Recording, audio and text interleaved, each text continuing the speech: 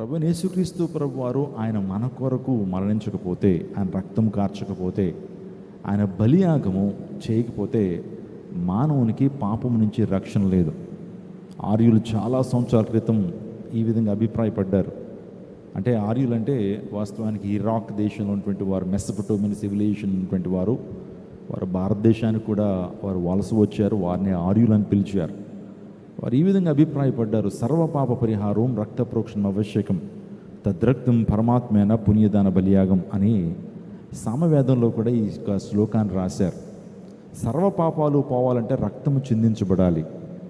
మానవుని మీద ఉన్న పాపభారము, మానవుడు చేసిన పాపానికి ప్రాయశ్చిత్తం కలగాలి అంటే రక్తము చిందించబడాలి. ఆ రక్తం ఏ విధంగా ఉండాలి? తద్రక్తం పరమాత్మేన పుణ్యదాన బలియాగం.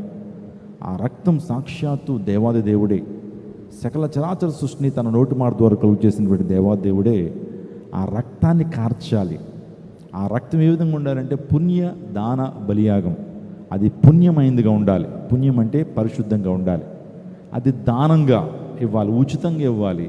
ఆ తర్వాత బలియాగం ద్వారా రక్తం కార్చాలి అని అభిప్రాయపడితే, ఈ లోక చరిత్రలో మనిషి యొక్క పాపాల నిమిత్తం రక్తం కార్చింది నేనే, నా అమూల్యమైన నిష్కలంకమైన రక్తాన్ని కార్చడానికి ఈ లోకానికి వచ్చానని ప్రభు చెప్పాడు.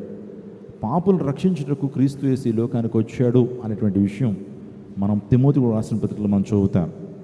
నశించిన దాన్ని వెతికి రక్షించడానికి మనిషి కుమారుడు ఈ లోకానికి వచ్చాడని దేవుని లేఖనం సెలవిస్తూ ఉంది. యేసు ప్రభు వారు ఈ లోకానికి రావటానికి ప్రధాన ఉద్దేశం ఏంటంటే ఆయన మరణించడానికే.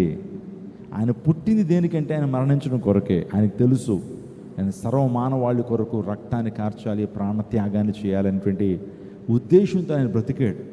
అందరి